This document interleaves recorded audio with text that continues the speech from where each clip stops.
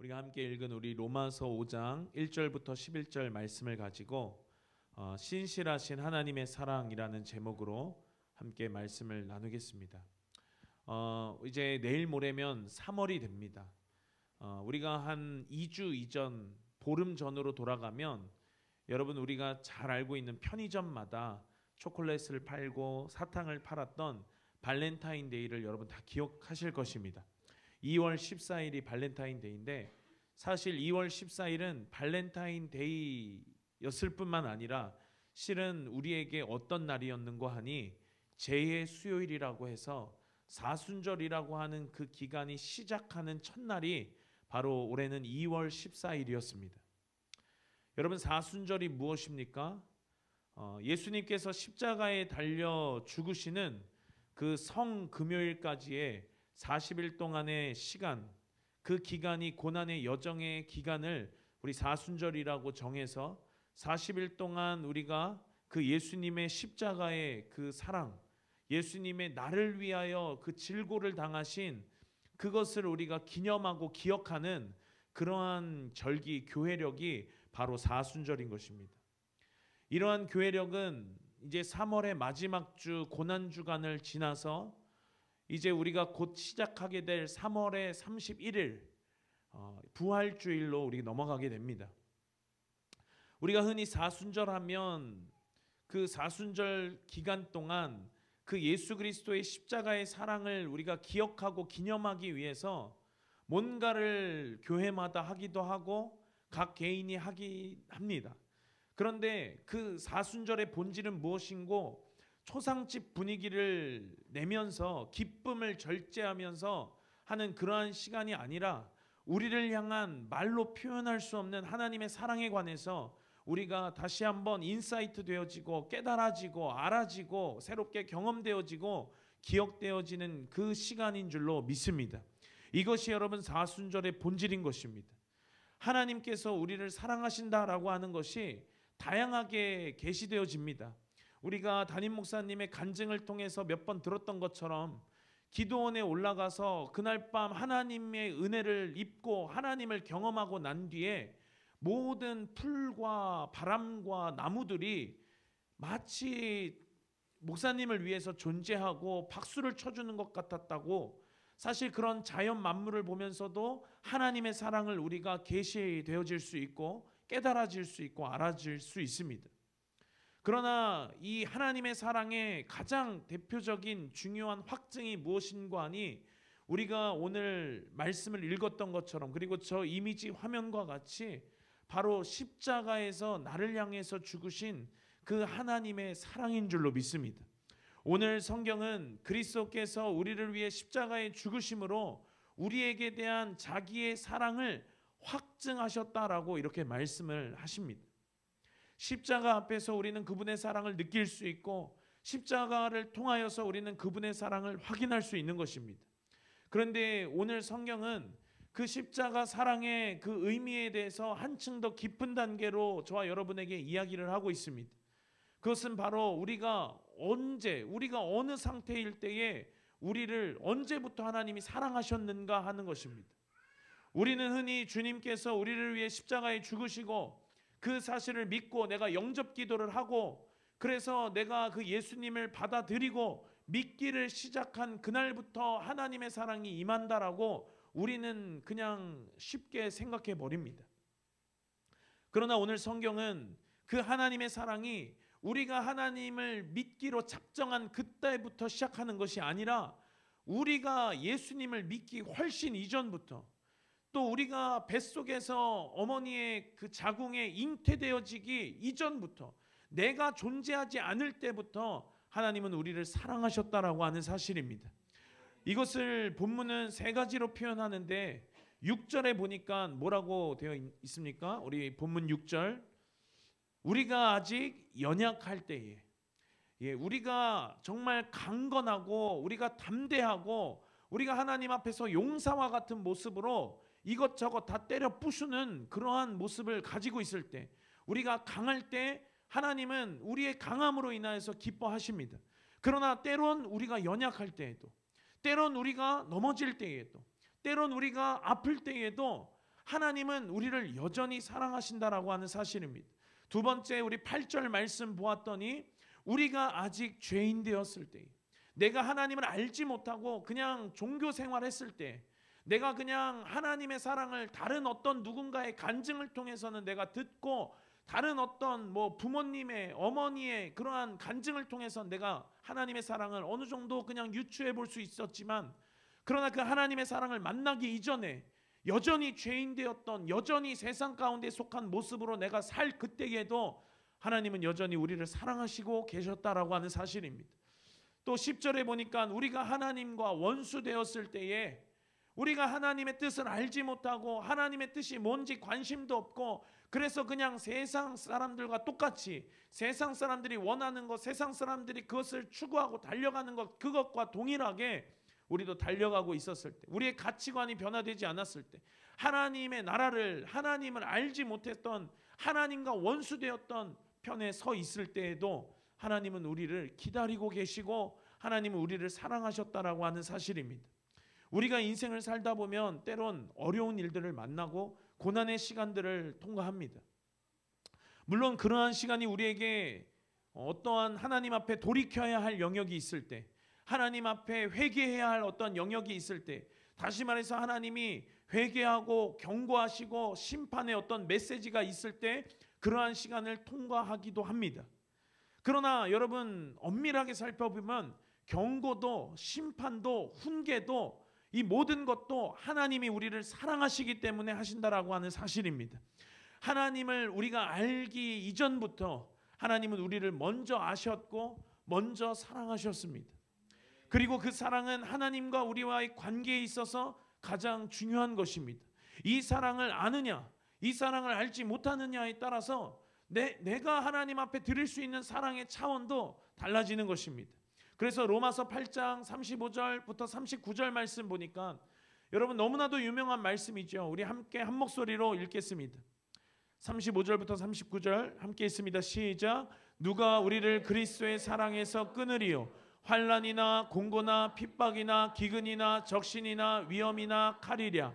기록된 바 우리가 종일 주를 위하여 죽임을 당케 되며 도살할 양같이 여김을 받았나이다 함과 같으니라. 그러나 이 모든 일에 우리를 사랑하시는 이로 말미암아 우리가 넉넉히 이기느니라.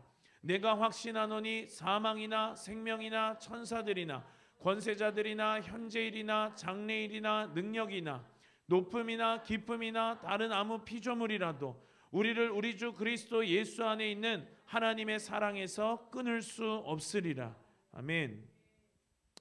하나님의 사랑을, 우리를 향한 하나님의 그 사랑을 끊을 것은 그 어떤 것도 없다라고 사도 바울은 그 하나님의 사랑을 만나고 그 하나님의 사랑을 깨닫고 로마서 말씀에 이렇게 기록한 것입니다. 사람은 너무나도 연약하고 사람은 너무나도 교만하고 사람은 너무나도 한계투성이라 때로는 우리의 마음과 우리의 시선을 하나님에게서 놓쳐버릴 때가 많습니다. 그러나 하나님은 우리처럼 연약한 분이 아니시고, 그러나 하나님은 우리처럼 부족한 분이 아니시고, 그러나 하나님은 우리처럼 한계가 많으신 분이 아니시기 때문에, 한계를 아예 모르시는 분이시기 때문에 그분은 졸지도 아니하시고 주무시지도 아니하시고, 인간의 사랑은 변하죠. 인간의 사랑은 변합니다. 상황에 따라, 환경에 따라, 마음의 어떠한 여유에 따라 사람이 할 수 있는 사랑은 변합니다. 그러나 하나님의 사랑은 변함없는 사랑인 줄로 믿습니다. 그 신실하신 사랑으로 우리와 함께 하신다라고 하는 사실을 우리 기억하시는 저와 여러분 되시길 예수님의 이름으로 축원합니다. 여러분, 인생은 행한 대로 보응받는 것이 인생입니다.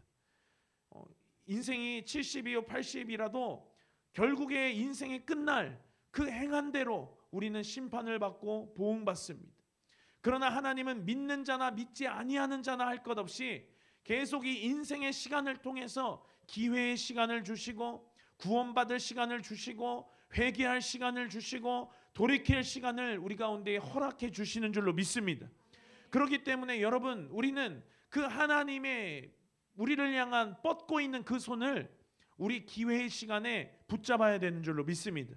우리가 이 땅에서 성공하든지 우리가 이 땅에서 실패하든지, 우리가 건강하든지 건강하지 못하든지, 우리의 어떠한 그러한 상황에 상관없이, 우리의 어떠함에 상관없이 그분의 사랑은 여전히 놀라운 사랑인 줄로 믿습니다. 그러나 우리는 살다 보면 또 대부분 믿음의 이 생활을 시작한 지, 믿음의 신앙 여정을 시작한 지 얼마 안 되신 분들을 많이 보면 하나님의 사랑에 대해서 자주 오해합니다. 내가 잘못하면 하나님도 우리를 싫어하시겠지. 내가 하나님과 거리가 멀어지면 하나님도 내게 거리 두기를 하시겠지. 하나님도 우리를 멀리 하시겠지. 그러나 여러분, 이것은 인간의 본성으로부터 나오는 생각입니다. 왜냐하면 사람은 그렇게 살기 때문입니다. 여러분이 사람과의 관계 맺는 것에서 보면 여러분 어떻게 관계를 맺습니까? 어떤 사람이 나를 싫어하면 나도 굳이 그 사람을 좋아할 이유가 없습니다. 어떤 상대방이 나를 싫어하면 나도 그가 싫은 것이 자연스러운 것입니다. 그러나 하나님은 그렇지 않습니다. 이스라엘이 때로는 하나님을 떠났고 하나님께서 주신 그 심판과 경고의 시간을 통해서 어려운 시간들을 통과했습니다. 그 메시지를 듣고 그 기회의 시간, 하나님의 손을 붙잡아서 다시금 돌아왔을 때 그들의 영적인 문제가 해결되었을 때 그들의 육적인 문제도 해결되었습니다. 그냥 사뿐하게 지려밟고 갈 수 있었던 아이성 전투, 그냥 내가 당연히 이길 수 있는, 수학적으로 계산해 봤을 때 그냥 이길 수 있는 너무 쉬운 전투, 하나님과의 관계가 끊어졌을 때 여러분 삶 가운데에도 그들에게 문제가 왔던 것처럼 그들의 삶 가운데에 때로는 주어주신 그 어떤 고난과 어려운 시간들, 그 시간들을 허락하실 수밖에 없었던 하나님의 마음은 애타는 마음이었습니다. 마치 지난 주일날 담임 목사님도 말씀하셨지만 탕자가 돌아오기까지 아버지는 동구 밖에서 집으로 돌아오는 길 날마다 바라보면서 애타게 기다리고 있는 그러한 마음이었습니다. 그러나 아버지의 재산을 다 탕진했어도, 아버지에게 정말 못할 말까지 해가면서 아버지의 가슴에 대못을 박았던 저 탕자도 용서받을 수 있는 기한은 정해져 있었습니다. 아버지가 날마다 그렇게 동구 밖 그 집으로 돌아오는 길을 계속 기다리고 계시다가 어느 날 아버지가 이 땅에서의 삶을 마감하고 마치는 그날엔 저 아들의 그 잘못을 안아줄 사람, 용서해줄 사람이 이 세상에 존재하지 않는, 이제는 그 탕자가 다시금 그 아들의 신분을 회복할 수 있는 기회의 시간이 사라질 수도 있었습니다. 그러나 탕자는 그 돼지우리에서 돼지들이 먹는 쥐염 열매도 먹지 못했던 그때에 아버지의 집을 생각하고 아버지의 집으로 용기 내어서 달려가는 그 선택을 그는 했던 것입니다. 때로는 아버지에게 먼저 자신이 보여지지 않아서 마을 사람들이 돌을 던져서 돌에 맞아 죽을 수도 있었지만, 그러나 그 아들이 살 수 있었던 선택, 생명을 선택했고 다시금 아버지의 집으로 돌아가고자 하는 그 믿음의 결단을 선택하고 그가 기회의 시간을 붙잡았을 때 그에게는 다시금 신분이 회복되어지는 그 놀라운 회복의 역사를 경험할 수 있었던 것입니다. 여러분, 세상의 다른 사람들이 믿는 종교들을 보면 신을 위해서 고행하고 신을 위해서 인신제사도 드리고 자기 목숨을 바치기도 합니다. 그러나 참 신이신 하나님은 우리를 위하여서 채찍에 맞으셨고 우리를 위하여서 하나밖에 없는 독생자 예수님을 이 땅에 보내셨고 십자가에서 죽기까지 우리를 사랑하셨다라고 하는 사실입니다. 그리고 그 사랑은 내가 하나님을 알기 이전부터, 내가 이 세상에 존재하기 이전부터 그 하나님의 사랑은 나를 향하고 있었고, 그 하나님의 사랑은 그래 내가 하나님을 알기 이전부터 벌써 시작되었다라고 하는 것입니다. 하나님은 당신이 우리를 먼저 사랑하셨다는 사실을 말씀하시면서 하나님의 사랑이 얼마나 위대한 힘을 가지고 있는지 저와 여러분에게 오늘 말씀을 통해 말씀해 주고 있는 것입니다. 첫 번째, 하나님은 우리가 연약할 때도 사랑하셨습니다. 6절에 아까 보았죠. 우리가 아직 연약할 때에 기약대로 그리스도께서 경건치 않은 자를 위하여 죽으셨도다. 우리가 교회를 다닌다고 해도 진리 안에 있지 않을 때의 상태는 연약한 상태입니다. 이것은 다른 성경은 뭐라고 이야기하냐면 무기력한 상태다라고 이야기합니다. 우리가 예수님을 알기 이전에 교회를 다닌다고 하지만 그러나 진리 안에 있지 않을 때 우리는 절망적인 상태고 우리는 무기력한 상태입니다. 이 말을 다시 바꿔 말하면 예수님을 알지 못하고 진리 안에 내가 거하지 않는 영역들마다 연약하고 진리 안에 거하지 않는 영역마다 우리는 무기력하고 예수를 믿으면 우리가 진리 안에 올바르게 거하면 무기력은 우리랑 상관없는 단어가 되는 것입니다. 우리는 연약이랑은 상관없는 단어가 되는 것입니다. 우리는 강하여지고 우리는 담대하여지고 우리는 믿음 안에서 승리하는 것입니다. 우리의 인생의 그 여정, 구원을 이루어가는 이 여정 속에서 때로는 내가 넘어질 때도 있지요. 그러나 그 넘어지는 순간에도 내가 하나님 앞에 뭔가 잘못했기 때문에 하나님도 나를 멀리 하시겠지. 아니요, 그때에 탕자를 기다렸던 아버지처럼 하나님은 다시금 우리가 진리 안에 거하기를 원하시고 다시금 하나님의 손을 붙잡기를 원하신다라는 사실을 기억하시길 바랍니다. 이것이 하나님의 사랑인 것입니다. 사도 바울은 디모데전서 1장 12절에 뭐라고 이야기하냐면 나를 능하게 하신 그리스도 예수 우리 주께 내가 감사함은 나로 충성되이 여겨 내게 직분을 맡기심이라. 바울은 예수님을 알고 난 뒤에 예수를 믿는 자들을 핍박했던 바울이 사울이었던 그때보다 훨씬 더 능하게 되었다라고 성경에 기록하고 있습니다.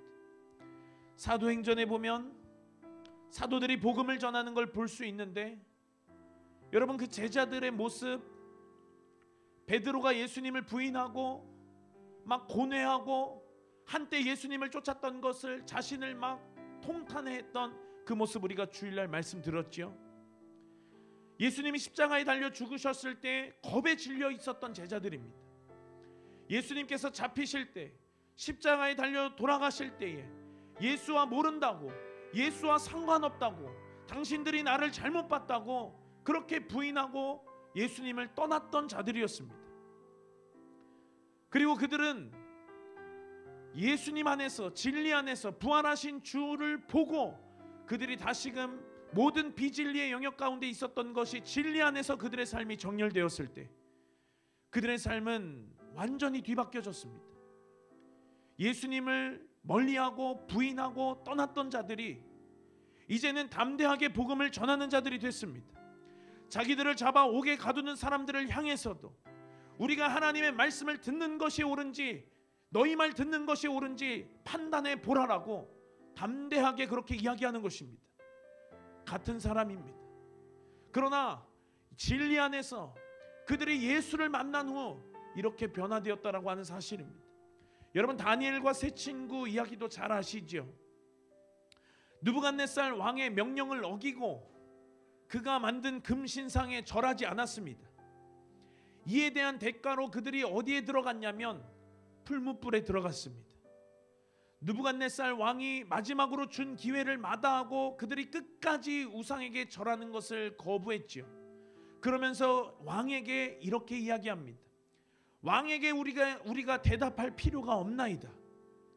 하나님은 아무리 뜨거운 풀무불에서도 우리를 건져내실 것입니다.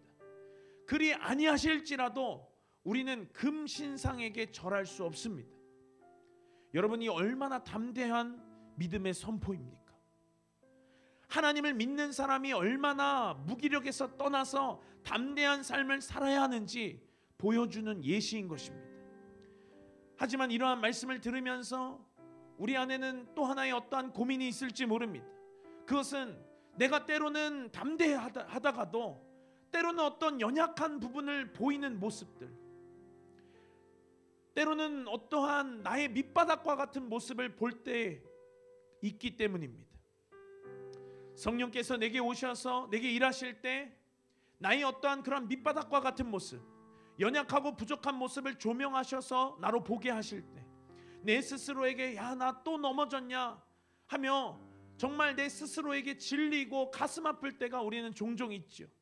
그러나 그때에도 하나님은 우리의 그러한 모습들, 그러한 영역들을 고치시고자 우리의 환부를 드러내셨다라는 것을 여러분 기억하시기를 축원합니다. 바로 그때가 하나님께 더 가까이 나아가야 할 때인 줄로 믿습니다. 여전히 사랑하고 나는 이제야 발견했지만, 나는 이제야 내 환부를, 나의 부끄러운 모습들을 이제야 발견했지만, 그러나 그 하나님은 나의 모든 체질을 아시는 분이십니다.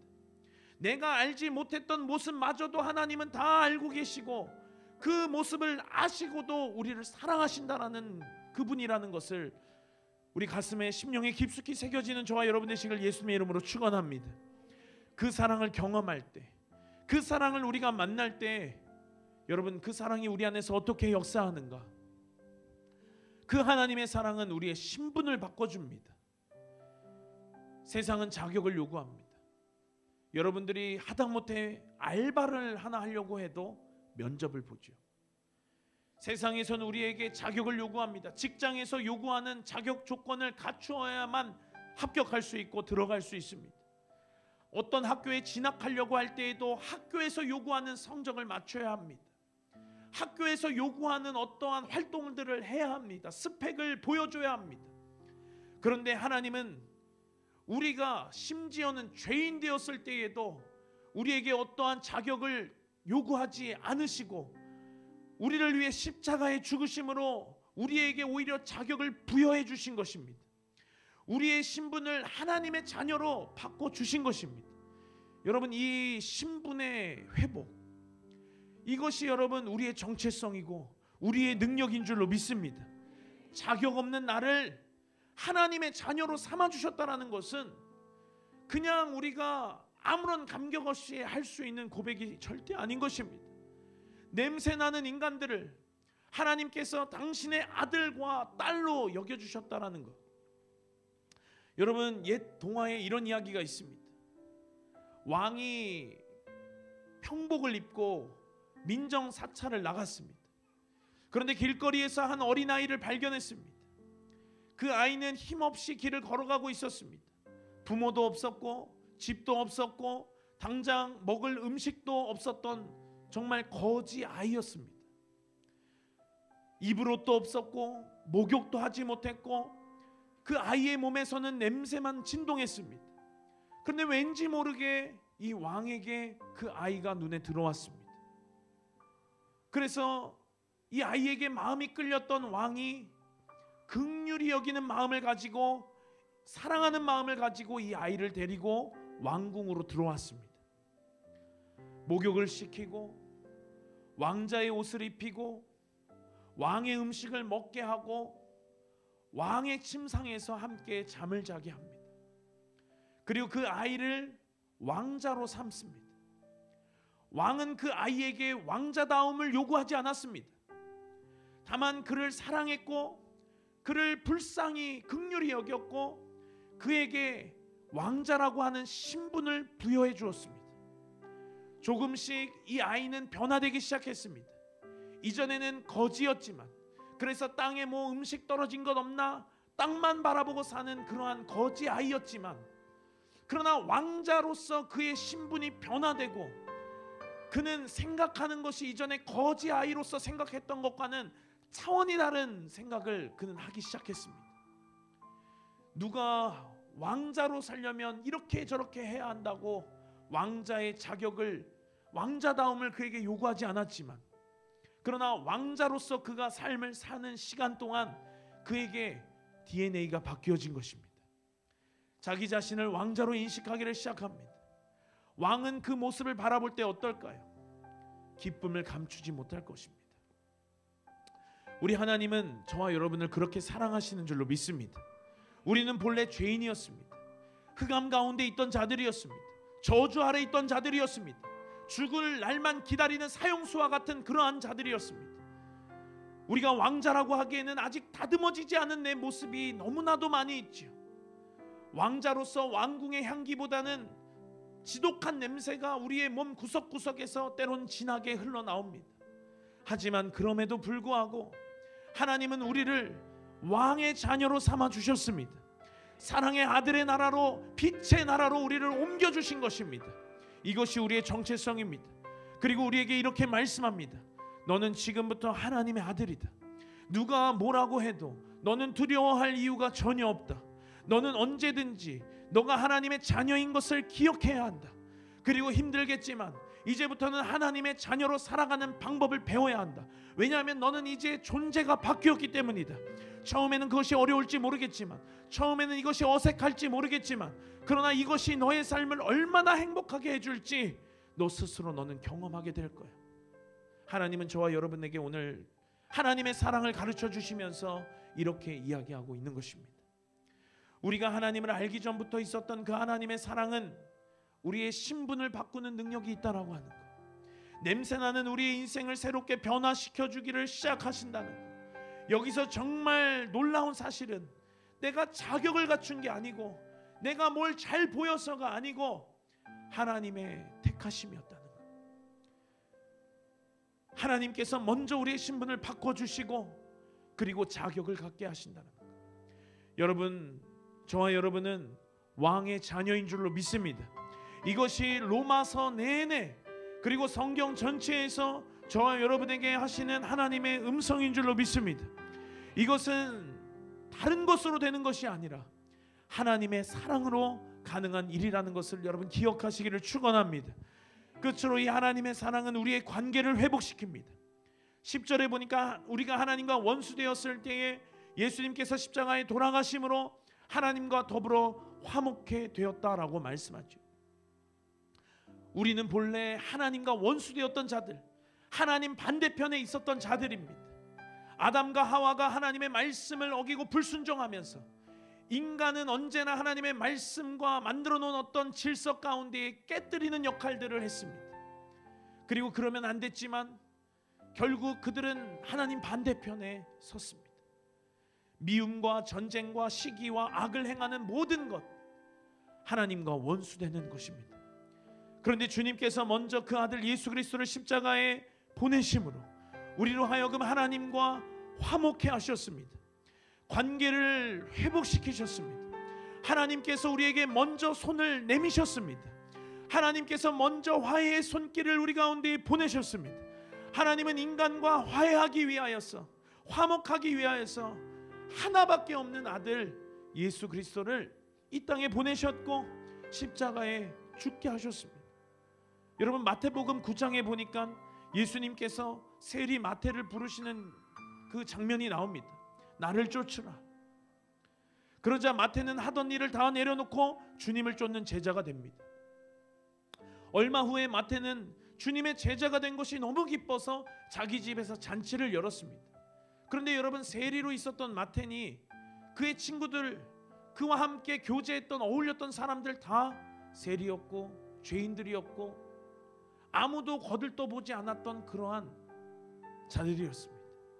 그런데 이 마태가 예수님을 모시고 잔치를 열어서 자기 친구들, 세리들, 죄인들을 초청했습니다.